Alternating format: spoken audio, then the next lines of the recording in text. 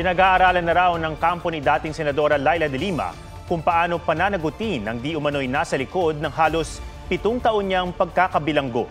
Kabilang dyan sina dating Pangulong Rodrigo Duterte at si dating Justice Secretary Vitaliano Aguirre na parehong nakaupo noong ihain ng drug cases laban kay de Lima at arestuhin siya noong February 2017.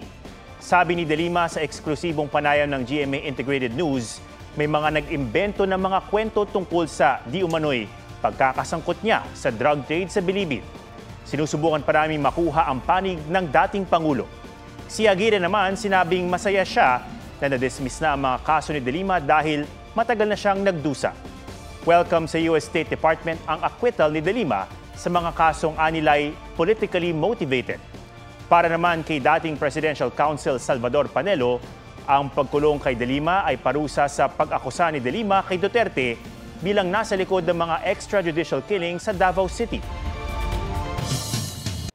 Mga kapuso, alamin ang State of the Nation. Mag-subscribe sa GMA Integrated News sa YouTube.